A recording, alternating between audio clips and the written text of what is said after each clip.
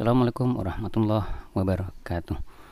Selamat datang di channel YouTube Share Knowledge. Kali ini saya akan membahas atau berbagi tentang peristiwa kecelakaan studi tour dan apa sih sebenarnya pentingnya studi tour itu bagi siswa ya, peserta didik.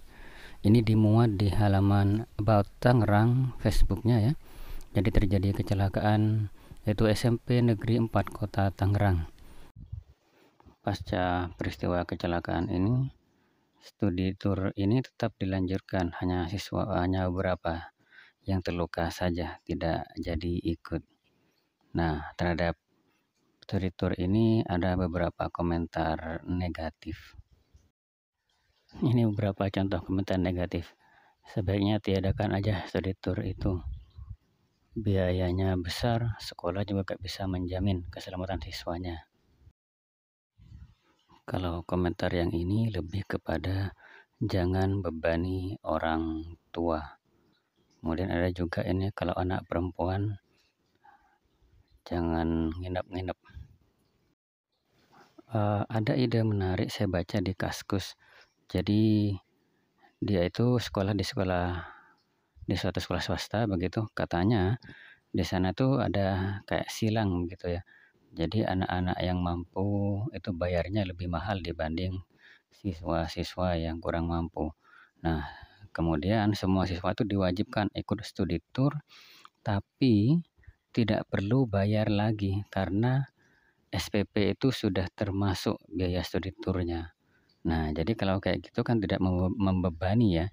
Jadi orang tua tidak perlu mengeluarkan uang lagi, yaitu sudah termasuk di SPP-nya. Berarti ini sekolahnya pandai mengelola keuangannya. Kalau menurut seorang praktisi pendidikan yang dimuat di suarasurabaya.net, beliau juga seorang dosen psikologi di Universitas Surabaya. Jadi kata beliau, studi tour itu penting karena anak-anak bisa punya pengalaman bertemu narasumber secara langsung. Jadi tidak lewat lisan gurunya tapi langsung. Bahkan bisa melihat bukti-bukti fisik pembelajaran secara langsung. Ya, memang benar ya. Itu penting sekali. Jadi belajar itu memang tidak harus selalu di kelas. Sedangkan di Republika, Wali Kota Sukabumi Muhammad Moras mengatakan kegiatan studi tour yang diselenggarakan oleh setiap sekolah merupakan kegiatan yang konsumtif dan bisa dikatakan kurang mendidik untuk anak. Jadi kata beliau ini sekolah harus mengubah metode dalam memberikan hiburan bernuansa pendidikan, karena selama ini studi tour yang dilakukan oleh sekolah kurang bermanfaat, bahkan belajarnya hanya beberapa persen saja, sisanya adalah bermain dan berfoya-foya. Maka dari itu saya nilai studi tour ini sifatnya konsumtif. Oh, berarti menurut beliau ini bukan studi tournya, tapi konsep studi tournya yang beliau maksud. Jadi seharusnya studi tour itu kegiatannya banyak memberikan edukasi, bukan foya-foyanya. Itu yang dimaksud beliau. Ya, artinya kalau mau studi tour ya benar-benar belajar, seperti research ya, penelitian yang memang benar-benar dilakukan oleh siswa. Artinya proyek serius. Itu mungkin maksud beliau. Kalau menurut situs wisatasekolah.com, ada beberapa manfaat kegiatan studi tour. Yang pertama, memberikan pengalaman yang tidak ditemukan di kelas. Memang ya, seperti mengunjungi museum, atau datang ke alam, atau datang ke sawah pertanian, atau ke tempat wisata alam. Yang kedua, memberikan informasi secara langsung. Kalau di kelas kan tidak bisa membawa gunung. Kalau ke gunung kan langsung tahu gunung seperti apa.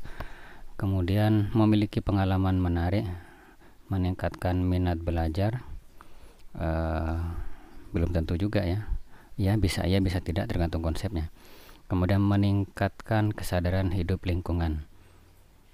Ini tergantung juga kalau konsepnya. Kalau ke sana tidak hanya bermain-main ya tidak juga. Oke. Menumbuhkan minat dalam bidang masing-masing. Bisa jadi, bisa juga tidak. Minat siswa kan beda-beda. Oke. Ini di situs aspirasipublik.com. Studi tur siswa diduga menjadi bisnis guru dan kepala sekolah. Wah, ini langsung berburuk sangka pada guru dan kepala sekolah. Ya, memang sih ya. Kalau membebani orang tua, ya tentu memang dugaan ini ya mungkin sekali muncul begitu ya. Kalau dikatakan bisnis, bisa iya, bisa juga tidak ya. Ya ini tergantung sih, karena memang kan ada manfaatnya juga studi tour itu, melihat langsung, dan siswa pasti punya pengalaman menarik. Cuma kan masalahnya ketika si orang tua sedang tidak punya uang. Ya memang sih sebenarnya guru itu kan gajinya kecil ya, sementara kerjanya pagi sampai siang di sekolah, bahkan ada yang sampai sore. Sorenya, malamnya di rumah itu masih mengevaluasi kegiatan sehari itu dan mempersiapkan untuk esok harinya. Jadi bisa dikatakan 24 jam sebenarnya kerja guru itu. Nah, sementara gajinya sangat sedikit, dia juga punya anak, perlu membiayai anak sekolah atau kuliah, dan juga tentu perlu mencari tambahan. Nah, di sini kadang yang mendorong guru-guru itu mencari tambahan, bisa jadi dengan studi tour mungkin ya, mungkin kalau ada. Sebenarnya sih sekarang itu sudah ada ide baru, yaitu karir protean. Artinya guru itu boleh berkarir, entah jadi seorang penulis, jadi blogger, dan semacamnya. Ya ini juga perlu dipikirkan sebenarnya oleh pemerintah. Kalau gaji guru itu lumayan, mencukupi lah. Jadinya kan bisa fokus mendidik siswanya, tidak perlu mikir-mikir dengan karir protean yang membuat tidak fokus pada pendidikannya.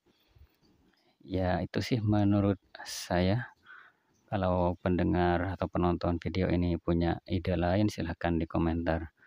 Oke, semoga bermanfaat. Semoga pendidikan Indonesia lebih baik ke depannya. Semoga tambah sukses semua. Amin Allahumma amin.